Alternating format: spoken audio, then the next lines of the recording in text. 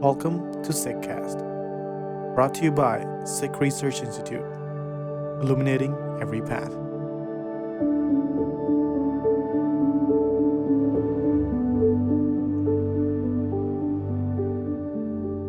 Waheguru Ji Ka Khalsa, Waheguru Ji Ki Fateh. Thank you for joining us for another discussion on Sabad Hajare Patshahi Dasmi. This is the 7th podcast episode in a series of 11, and I hope you've been following along with us. My name is Jasleen Kaur. I'm a research associate at SikhRI, and I'm joined today by Harinder Singh, co-founder of the Sikh Research Institute and Innovation Director. Guru Fateh, Harinder Singh, how are you? Warji Khalsa, Warji Fateh. How are you, Jasleen? I'm good. I'm excited to get into it. So as always, before I read the translation, we will be playing the recitation. And then after the translation is read, we'll have a conversation. A little bit about the recitation that you are going to hear. It's done by Harinder Singh, who's a research associate at SikhRI and who has a background in Gurbani linguistics. The pronunciation you're going to hear follows the most simple and non-discretionary pattern meant for the masses, so it's pronounced the way it's inscribed. Let's take a listen. Waheguru ji ਕਾ ਖਾਲਸਾ ਵਾਹਿਗੁਰੂ ਜੀ ਕੀ ਫਤਿਹ। ਖਿਆਲ ਪਾਤਿਸਾਹੀ ਦਸਵੀਂ ਮਿੱਤਰ ਪਿਆਰੇ ਨੂੰ ਹਾਲ ਮੁਰੀਦਾਂ ਦਾ ਕਹਿਣਾ। ਤੁਧ ਬਿਨ ਰੋਗ ਰਜਾਈਆਂ ਦਾ ਓਢਣ ਨਾਗ ਨਿਵਾਸਾਂ ਦੇ ਰਹਿਣਾ। ਸੂਲ ਸੁਰਾਹੀ ਖੰਜਰ ਪਿਆਲਾ ਬਿੰਗ ਕੁਸਾਈਆਂ ਦਾ ਸਹਿਣਾ। ਯਾਰੜੇ ਦਾ ਸਾਨੂੰ ਸੱਥਰ ਚੰਗਾ ਪੱਠ ਖੇੜਿਆਂ ਦਾ ਰਹਿਣਾ। ਵਾਹਿਗੁਰੂ ਜੀ ਕਾ ਖਾਲਸਾ ਵਾਹਿਗੁਰੂ ਜੀ ਕੀ ਫਤਿਹ। Now that we've heard the recitation, I'll be reading the translation. Kyal Sovereign 10. To the beloved friend, tell the condition of the disciples. Without you, using a comforter is like being ill. Living in the house is like being with snakes. Flask is like a spear. Glass is like a dagger. Separation pang feels like a butcher's knife. Friend's earthbed is pleasing to us. Pleasing the body village is like living in the kiln. So, Harinder Singh, I think many are familiar with this composition, but maybe we can start with just understanding the rag or the musical mode. So what is the significance of kyal as a musical mode here? Sure. I think, as you said, that many are familiar with this because this Shabad has entered the Sikh psyche in multiple ways. And, I've heard Bollywood numbers, including Jagjit Singh Ghazal Singer's version of this, to Nusrat Fateh Ali Khan's version of it, Reshma's version of it. But there are Sabad versions of, Kirtaniya versions of it as well. And Khayal comes into play there because in Indian classical music, the North Indian classical, if you want to call it, there used to be two sort of major ways the Margi Sangeet of the way, the way of the music was being sung, which was used to be Drupad and Damar.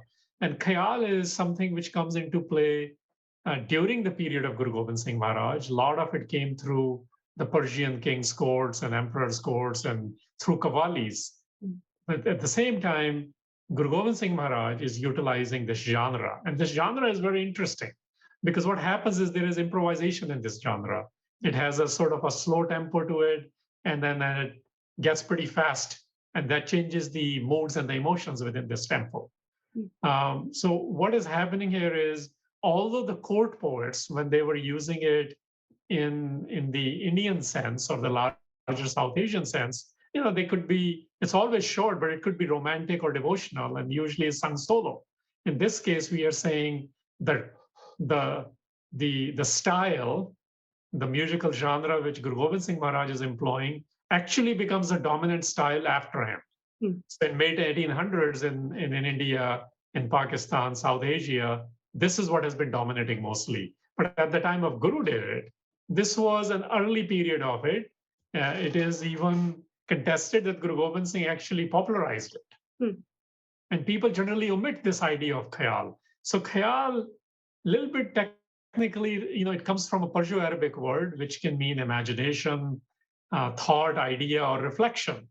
Essentially, what it means in this sense is that there is a sort of a reflective mood being presented, and there is improvisation. It is personal, and it has that level of popularity in musical sense as well as in reflective sense.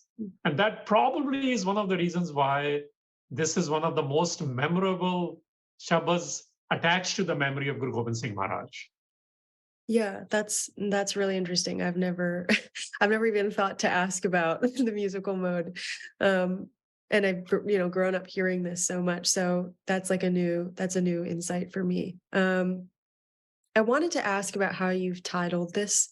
So you've titled your translation Beloved Friend, and we have this question being asked at the beginning of who to tell our condition to, I guess. And I know, again, this is popular, but maybe you could tell us a bit about the context of this composition and what the history is behind its utterance. Yeah, so I think this is where when we listen to it more from a khayal angle or more from a kirtan angle, as we have presented one version of it in our productions, by Balbir Singh's, you will see those elements coming out more, before we get used to the current contemporary versions. And the reason it comes out more is because from that slow to long, sort of a fast tempo which starts, it has to do with the historical nature of the shabad. And probably the most common line, which everyone knows, is Mittar Pyare Nu. And Mittar Pyare Nu is this reference of Guru Gobind Singh being in the Machhiwara jungles, in the late December winter, after he's alone but not lonely. The Khalsa is not with him, the Sikhs are not with him, his family is not with him. Obviously, all the forts of Anandpur, the literature, the wealth, his Neela, the blue steed, as we call it, his horse is not with him, his barge is not with him, and so much more is lost. In that human condition, we can imagine what can happen to us. We know what happens to us when we even lose a small element of what I was just described. Yeah. Here is the Guru, who in this material sense, in this worldly sense, with all these separations and losses, is still speaking to and valuing his connection with the one. And he chooses to use the word mittar here, which is very, very important, because mittar word we are all very used to, the word mittar, the word yar. These are very intimate words. And when we are down, when we, in a worldly sense, even we can relate to it, who do we call? Who do we remember? Who do we invoke? And in that sense, Guru Gobind Singh Maharaj, on behalf of the Murids, Murids are basically followers, the Sikhs, the Khalsa. On behalf of them, he's invoking the friend, the beloved friend, the Mittar Pyare Nu. So the friend, the capital F friend, it comes very clearly in Guru Granth Sahib, it comes very clearly in Sikh ethos. The ultimate friend, the friend, is Ikko Onkar. And he chooses the word beloved for it, pyara for it. So that's the context of it. That in the very dire circumstances, who do you choose to talk to? And Guru Gobind Singh Maharaj is speaking to the one he's connected with, but he's presenting the condition of his disciples. And he himself is a disciple after Vaisakhi.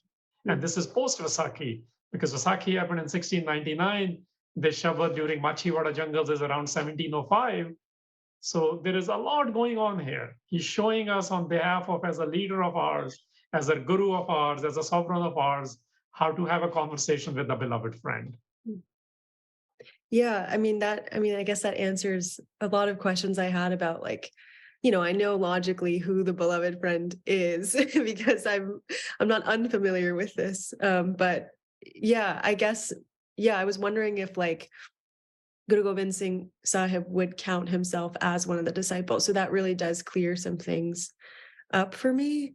Um, Just to add to it, Jasleen, of Sure. course he does. We know this. This is ingrained in the Sikh psyche. Yeah. We say one of the greatest acts of his genius was inauguration of the Khalsa, and the second most genius act was becoming the disciple of the Khalsa, Ape Gur Chela, which has been the idea in Sikhi from Guru Nanak onwards. Guru Amar Das Pasha recorded something similar where he says, Sikh Guru, Guru Sikh hai, Ek hai Guru Upadesh Chalai, which means the mentor and the protege become the one when the protege furthers the mentor's mission.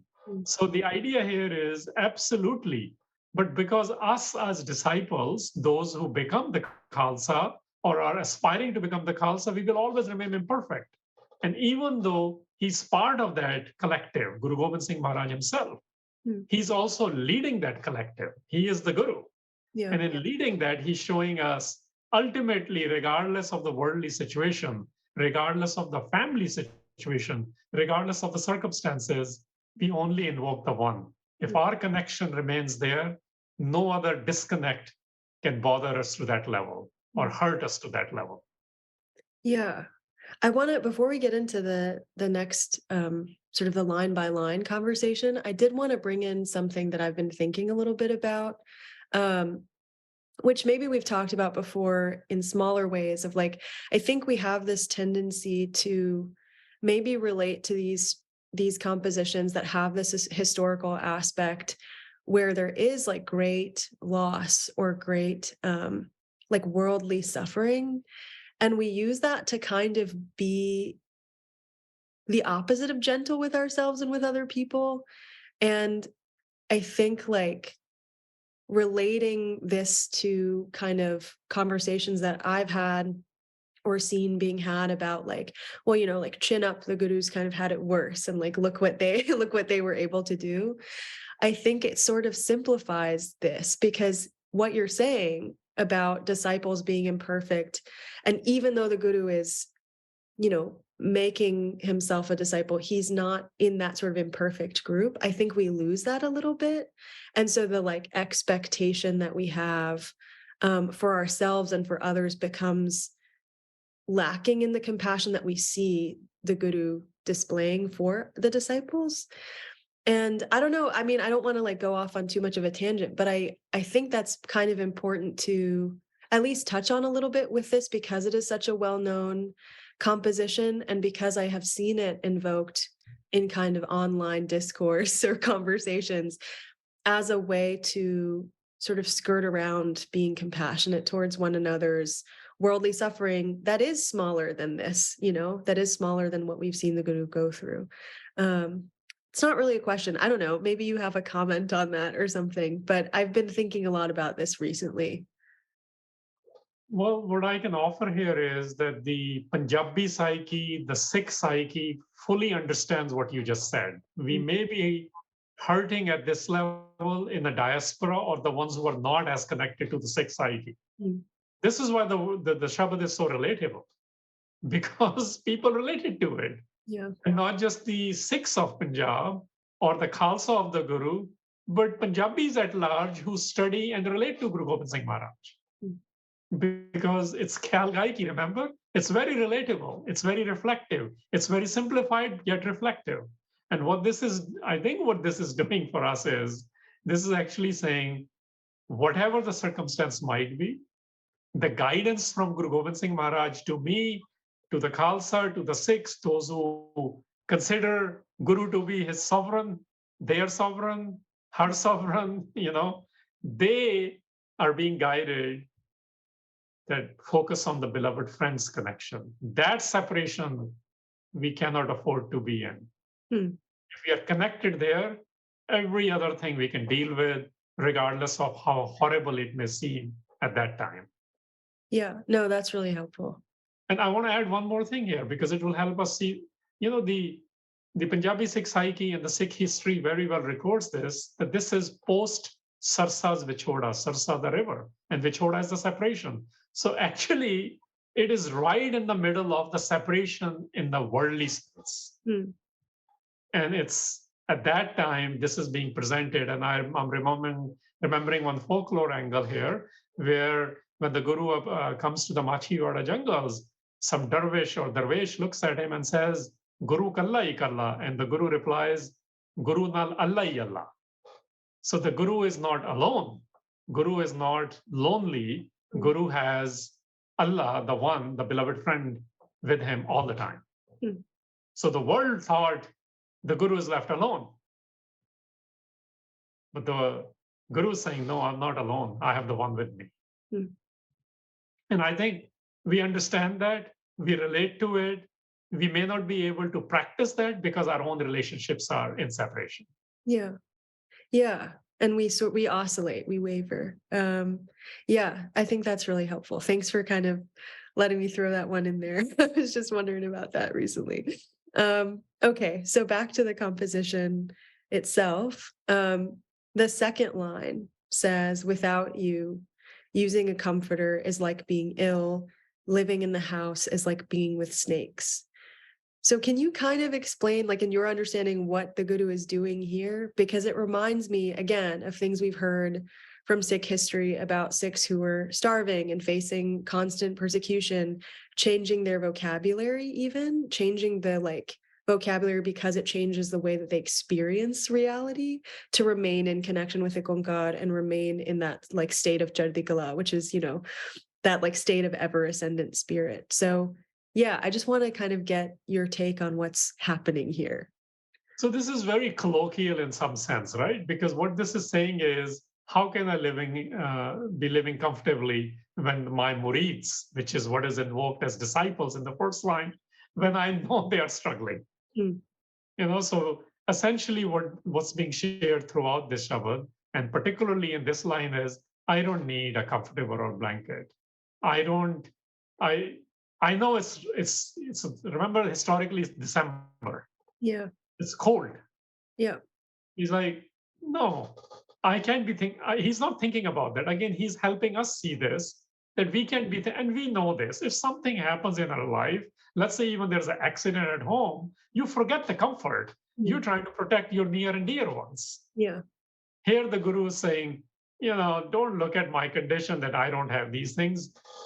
Again, this is not for him. This is for us. He's still thinking about the Khalsa. That's the point here. He's still thinking about the larger Sikh collective, that they are not comfortable. Their condition, mental or physical, he's very aware of that. He's like, if I go look for a house to escape this winter, that will be like living in a snake's den or a pit. That's what he's saying. And we say this, this is hell for me. And then the question for me will be, how do I come out of this hellish pit then? And this venomous nature of, when we think about serpents and snakes, the venom is within us, is what Guru Sahib is saying. And this is not the time for me to think about this. I am not looking at comfortable, how to be comfortable right now. I'm looking at how can I get my collective Khalsa, my Guru. In fact, he said that in a different line, how to really take care of them. So his focus is still on the Sikh collective and still invoking the one beloved. Yeah. Wow. Yeah, it just reminds me of whenever I think about this sort of period of time, the only thing, which I know is kind of silly, the only thing I can kind of think of is how is that even one, how is that possible? And two, I find myself being sad on behalf of the Guru, which is such a silly thing because we know how the Guru felt during this time period and what he said to those who felt that way or who kind of were mourning on his behalf. And so it's just it's a good reminder that even in this time period, even in this context, the Guru is okay, what about my disciples? What are they feeling? How can I help them? Yeah, that's really beautiful.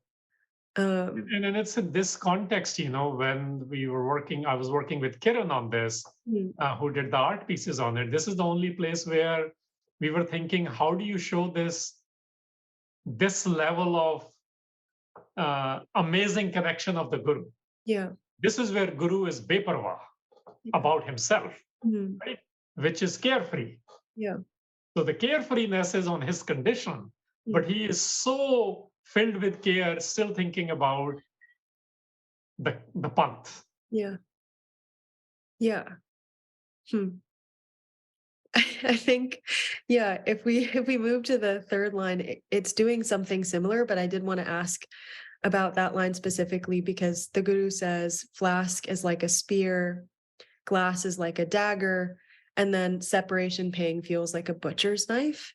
And I'm wondering about these like sort of images of things related to thirst.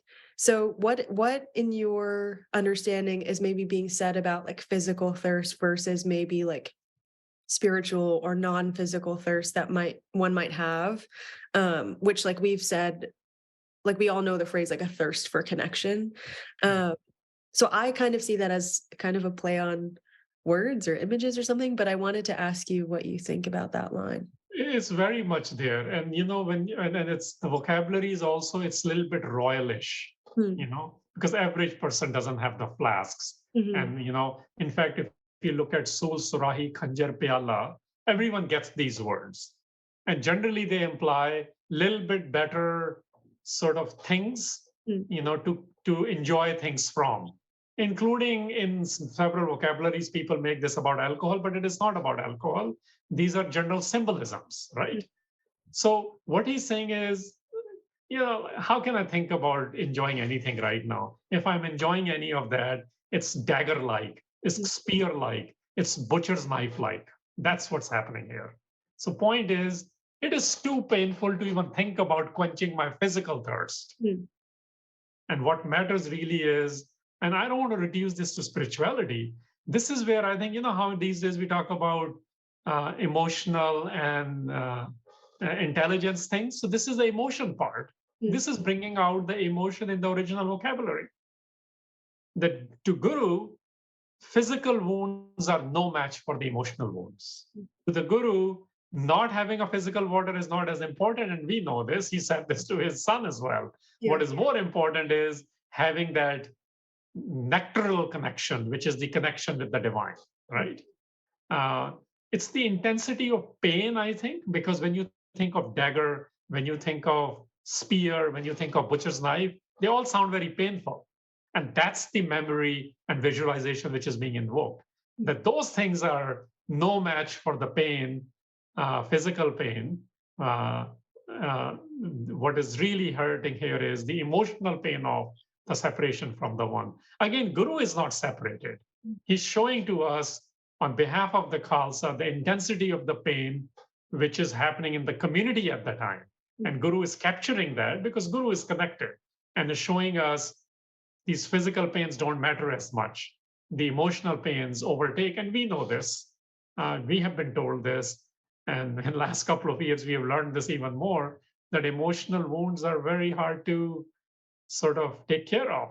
And this is referring to those emotional wounds of the community at large. Yeah. Yeah. Like, I mean, everything you're saying is, I guess, in a way, is still answering that question that I threw in the beginning of like, there is a distinction being made between how the Guru is experiencing this time and how the disciples are experiencing this time. And that's being acknowledged. And like, there is great compassion to this. I think maybe if we're coming at this composition with, I don't want to say the wrong perspective, but a particular perspective, we can read it as like a sort of blanket statement about like people may be making too big of a deal out of the emotional wounds, or people making too big of a deal about like finding certain comforts. But there is a kind of clear distinction that's being drawn by the Guru that I see, that is giving me a new sort of layer of like a very compassionate tone that I see to this. So that's really helpful context to have. And I'll add one more thing here. This was part of my growth in this Shabad as well. And I've heard it obviously since childhood, and I've heard various renditions of it, you know, musically speaking, and invocation of it in various situations, including the traditional historical situation. Like the Shabad is invoked whenever Panth is going through crisis as well, or when we are going through personal crisis. But what really came out for me in a more evolved sense was that this is carrying the murids with it. This is not Guru's condition. Guru is always connected. Just like in the rest of the Shabads in this series of Sabad Hajare Patshahi Dasmi, as well as when we see the Shabads in Guru Granth Sahib, the Guru is always connected. Guru doesn't need this, but Guru identifies with us, the seekers, the disciples, the wannabe lovers of the beloved friend. And he's acknowledging those conditions, and he's acknowledging it in a more historical sense for the Panth. Yeah, no, I mean, that's like, it's changed everything for how I understand this. Yeah, I guess we can go to the last line, which is the line I had the hardest time with, where the Guru says, "Friend's earthbed is pleasing to us. Pleasing the body village is like living in the kiln." Can you maybe spend some time explaining this line, and specifically the phrases earthbed, body village, and kiln? Yeah, I think this is one place where even in the translation and as well as in the writing a commentary, I really had to spend much more time figuring out how to present this. And it's not just you, Jasleen. I was going through this, and I can tell you, this is the line which some of the people who believe this is not of Guru Gobind Singh's cite, because there are a lot of confusions in this line. And I'm very aware of the varieties of things related to this line. And so let me break it down. Even in the text part, and I will invoke this, I wasn't planning on doing this, that even in the text part of this, when we had our first conversation in introduction, this is one of the Shabads which shows up in different places, in different manuscripts and different compilations. So there is a lot related to this. This is the only one where a particular rag is not written, and even the numbering of it shows up in different places. Anyway, for that, people can look at what we talked about in introduction more. But specific to this line, let me speak about the word kheda first, because the word used here is khedia. And many people confuse this with Heer Ranja's story, because the word kheda is mentioned, and because their last name was, or their caste was kheda. It's not that. In Punjabi, this word has multiple meanings. The meaning of the word kheda is simply two. It's either a village or a house. And then the other separate meaning is when somebody is blooming or blossoming, which essentially means delight or happiness. So we got to keep that about the kheda in our mind, right? Yeah. It really is referring to the happiness. And similarly, in Punjabi, when we look at the word, which in this context, the exact word was satthar changa, satthar. What is this satthar? In Punjabi vocabulary, people use many words for it as well. But what it refers to is when we said there is no mattress, we're lying on the bare land. That's what this is saying. Okay, with that sort of a little background, how I understand this line is, in Punjabi, it makes perfect sense. Yeah? And the language of this is not an issue. And when we're presenting in English, because there's a lot of symbolism, there is a lot of stuff which is being invoked because it's emotional. Remember, it's reflective. That's what Khyal does. So what this is saying is very simple. I am okay. I'm happy sleeping on the bed, which is the bare earth provided by my beloved friend, which is Vaheguru, Ikkovankar, who's created this earth. That's the first part of it, which essentially, when I interpret it, it means, again, it's about that comfort again. No earthly mattress matters right now. The natural matters is all right now with me, because that's all I'm worried about. That's all I'm concerned about. And this is a guidance to us. When we are in a lot of trouble, are we looking for the best place to spend the night or best bed, or are we taking care of the larger disconnect, right? And similarly, the second part is saying that and this happens in Gurbani a lot, in Guru Granth Sahib, as well as in this Shabad, that the word village is symbolism for body. So it's like, if I am doing things to make this body happy right now, and I know it's cold, it's a winter, it's December month, I would be actually, if I put my efforts towards that, creating happiness for this body, kheda for this body, then it's like me living in the kiln itself, which means I'm burning in the kiln. Essentially, that's saying, I don't need that heat right now. I need my warmth. Guru Gobind Singh Maharaj is saying to me that my warmth comes from the beloved friend. the physical comfort, the physical happiness for this body is not what I need right now. My hal, my condition, which is about friendship, that's what matters most right now. Yeah. Okay. That clears a lot of things up. That's really helpful. And it is nice to know that it's a hard line for multiple people. Because I was like, maybe it's just me. But yeah, I It's not just hard, it's also a dissenting line for many people. So, guess. that's why I invoke a little technicality here, Yeah. because when we look at the text which was finalized by Harinder Singh, for the one from Punjabi University, Patiala, or other places, there are people who question the whole Sabad Hajare. They especially question this Sabad because they think it's about Hiranja's story. And that's why I mentioned this. I don't want to take the ideas away from it, but it's important to recognize that those sort of understandings do exist. But I like to go to the very basic things. And the very basic meaning in Punjabi of kheda is happiness or delight when you are blossoming. So it's saying, right now, I'm not looking at how to make this physical body comfortable. You know, it's the how, the condition which matters most, and the condition of the disciples. And on behalf of the disciples, Guru is talking to the one beloved friend. Yeah. That's great. Thank you. Yeah, I mean, I guess I was going to ask you, well, maybe I can preface this with something that's changed for me as I've kind of looked at your translations and commentaries. And when I saw that this composition was coming up, I was very excited.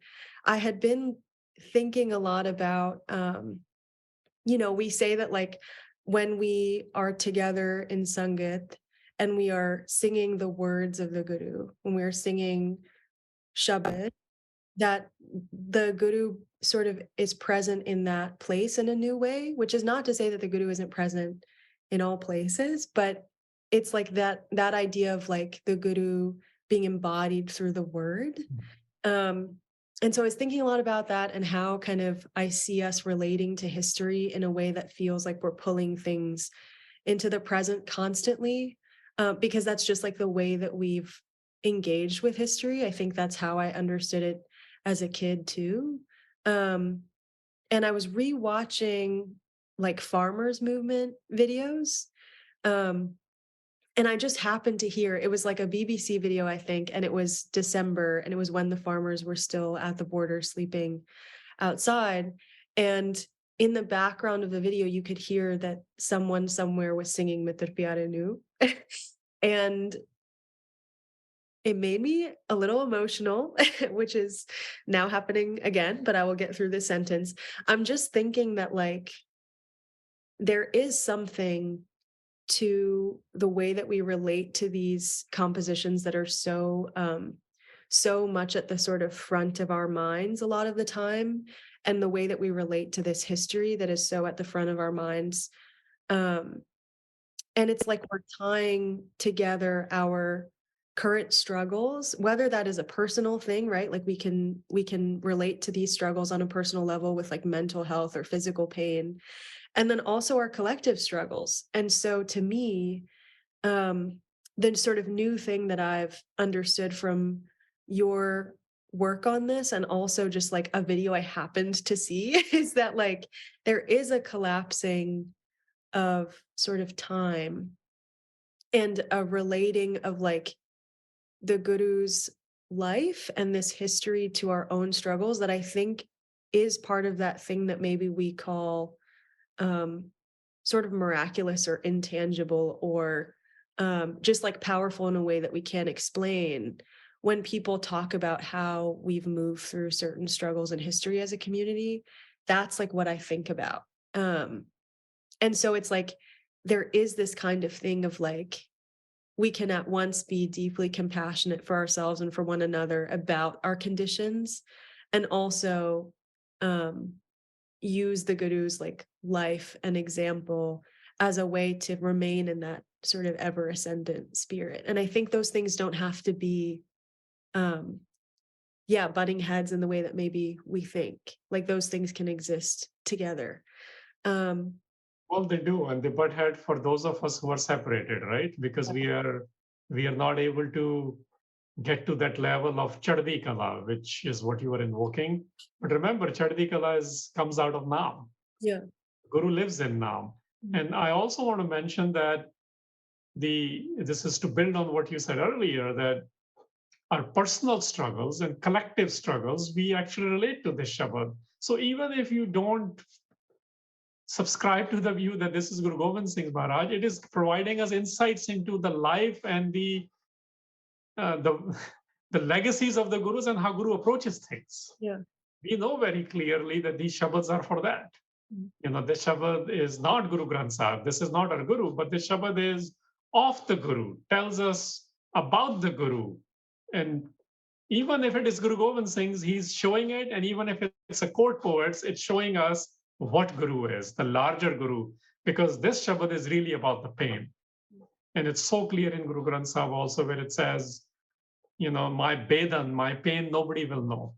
And that's what's coming out here on behalf of the community. Nobody would know our pain. Only Guru Gobind Singh knows that pain, which means our Guru, our sovereign knows that pain. And our Guru is saying, no, our beloved friend also knows it. Make sure that connection remains. Yeah, no, I don't have any other questions. This is really, this has been really wonderful. I know that you did mention what's changed for you. Is there anything else that you wanted to kind of leave us with before we sign off? I highly recommend to just keep listening to this Shabad and don't get caught up in its debate. Yeah. Debate does not produce any results, but when people have sung this, when people have invoked this, it has done quote unquote miraculous or extraordinary things for us as individuals, as well as a collective panth. Thank you very much. I'll probably be thinking about this conversation for a long time. I really hope our listeners are also feeling sort of similarly inspired by our conversation, that new insights have been gleaned with maybe what is a familiar composition for a lot of us. And our next podcast episode will be composition 7. I hope you join us then. In the meantime, if you do have questions or comments, feel free to email me at jasleen.kaur@sikhri.org. Thank you very much, Harinder Singh. Thank you, Jasleen, for bringing in some really more insightful questions and comments. Thank you. Waheguru Ji Ka Khalsa, Waheguru Ji Ki Fateh. Waheguru Ji.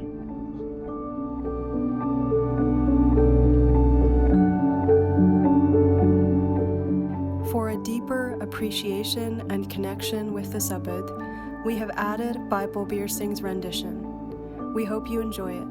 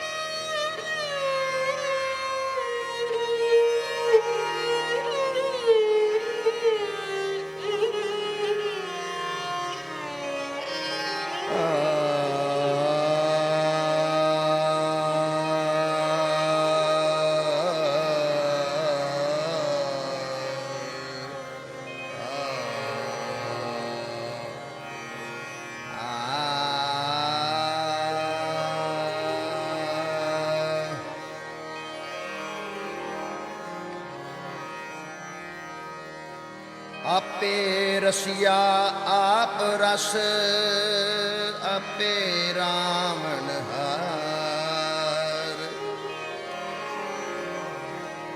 आपे होवे चुलड़ा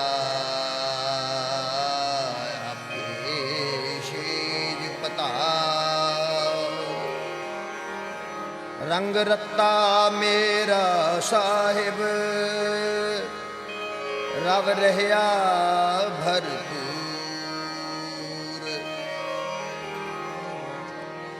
आपे मच्छी मछली ਆਪੇ ਪਾਣੀ ਜਾਲ, ਆਪੇ ਜਾਲ ਮਨਕੜਾ, ਆਪੇ ਅੰਦਰ ਲਾ, ਆਪੇ ਬਹੁ ਬਿਦ ਰੰਗ ਲਾ, ਸਖੀ ਮੇਰਾ ਲਾਲ। ਆਪੇ ਬਹੁ ਬਿਦ ਰੰਗ ਲਾ, ਸਖੀਏ ਮੇਰਾ ਲਾਲ। ਨਿਤ ਰਵੈ ਸੁਹਾਗਣੀ,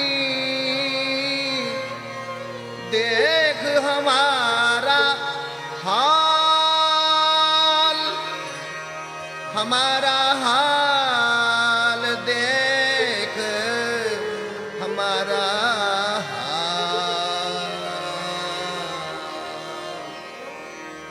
ख्याल बादशाही दसवीं।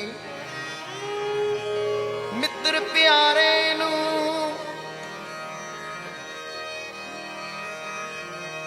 मित्र प्यारे नू मित्र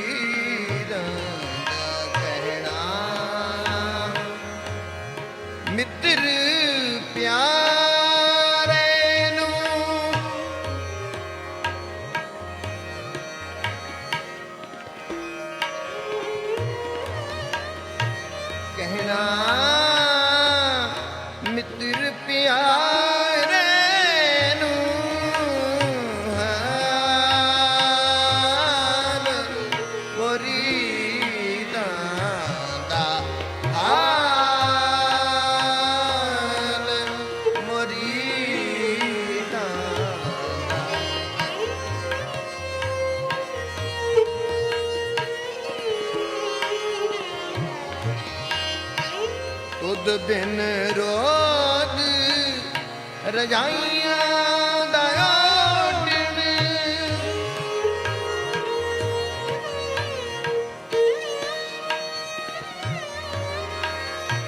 ਤੁਧ ਬਿਨ ਰੋਗ ਰਜਾਈਆਂ ਦਾ ਓਢਣ, ਨਾਮ ਨਿਵਾਸ ਦੇ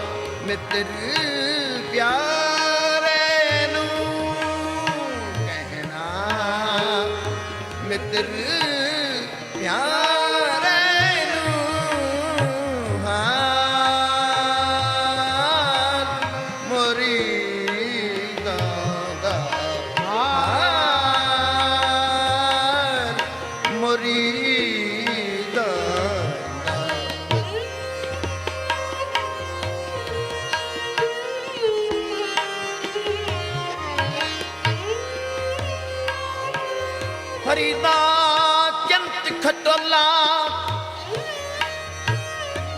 ਵਾਣ ਦੁਖ ਬਿਰਹੈ ਵਿਸ਼ਾਵਣ ਲੇਬ,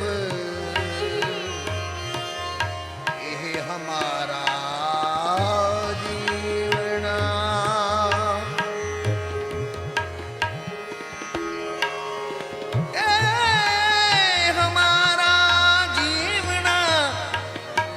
ਸਾਹਿਬ ਸੱਕੇ ਵੇਖ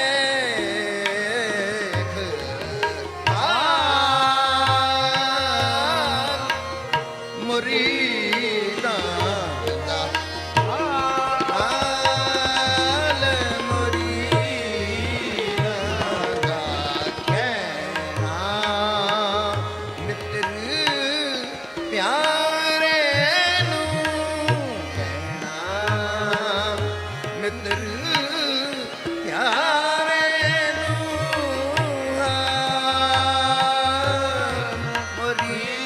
ਮੁਰੀਦਾਂ ਦਾ ਹਾਲ ਮੁਰੀਦਾਂ ਦਾ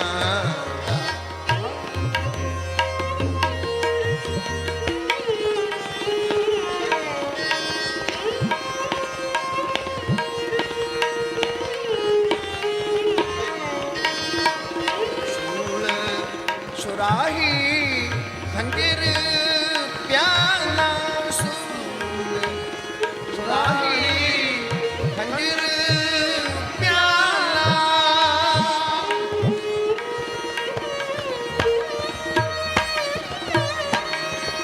ਸੂਲ ਸੁਰਾਹੀ ਖੰਜਰ ਪਿਆਲਾ ਡੰਗ ਕਸਾਈਆਂ ਦਾ ਸੈਨਾ ਡੰਗ ਕਸਾਈਆਂ ਦਾ ਸੈਨਾ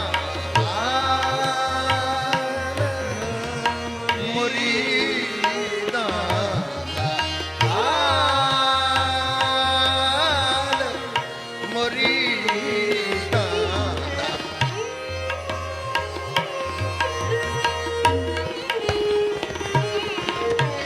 ਕਹਿਣਾ ਮਿੱਤਰ ਪਿਆਰੇ ਨੂੰ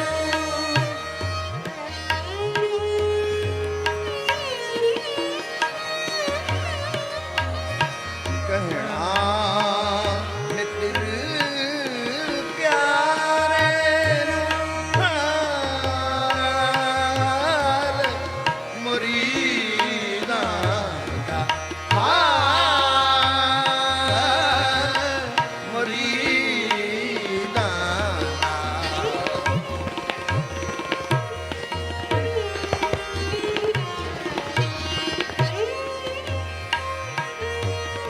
ਓ ਮੁਰੀਦਾਂ ਦਾ ਕਹਿਣਾ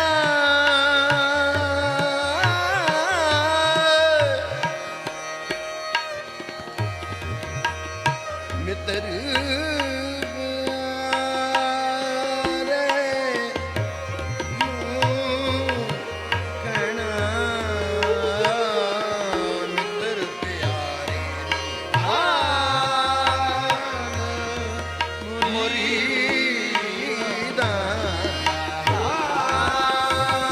ਹਾਲ ਮੁਰੀਦਾਂ ਦਾ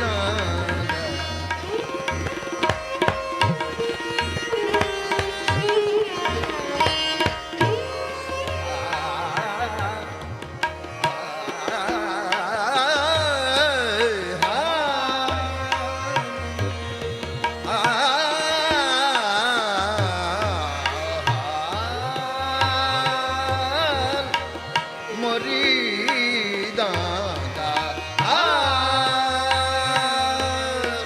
ਮੁਰੀਦਾਂ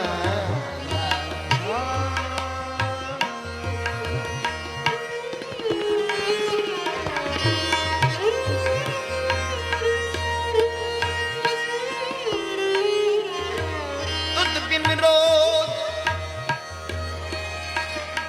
ਰਜਾਈਆਂ ਦਾ ਓਡਣ ਨਾਗ ਨਿਵਾਸਾਂ ਦੇ ਰਹਿਣਾ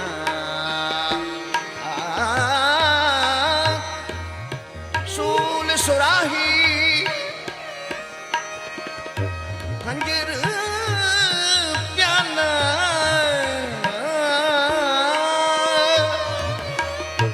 ਡੰਗ ਕਸਾਈਆਂ ਦਾ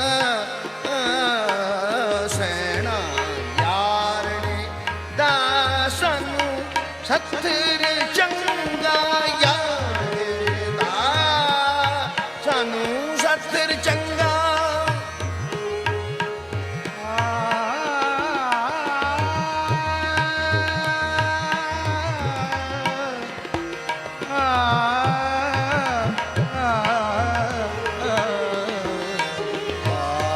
ਯਾਰ ਦਾ ਸਾਨੂੰ ਸਤਿਰ ਚੰਗਾ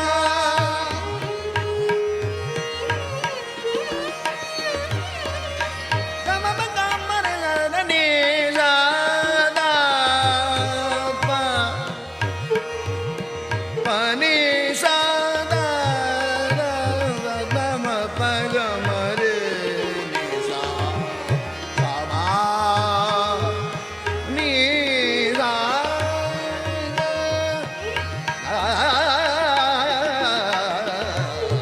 ਯਾਰ ਰੇ ਦਾ ਸਾਨੂੰ ਸਤਿਰ ਚੰਗਾ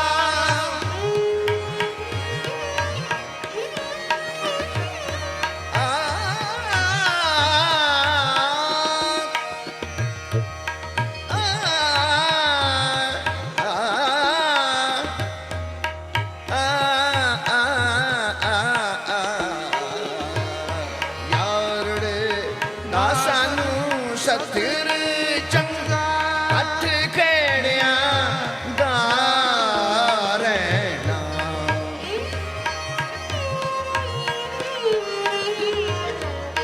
ਹੱਥ ਖੇੜਿਆਂ ਦਾ ਰਹਿਣਾ ਕਹਿਣਾ ਮਿੱਤਰ ਪਿਆਰੇ ਨੂੰ ਕਹਿਣਾ ਮਿੱਤਰ ਪਿਆਰੇ ਨੂੰ ਹਾਲ ਮੁਰੀਦਾਂ ਦਾ ਹਾਲ ਮੁਰੀਦਾਂ ਕਹਿਣਾ ਮਿੱਤਰ ਪਿਆਰੇ ਨੂੰ ਕਹਿਣਾ ਮਿੱਤਰ ਪਿਆਰੇ ਨੂੰ ਹਾਲ ਮੁਰੀਦਾਂ ਹਾਲ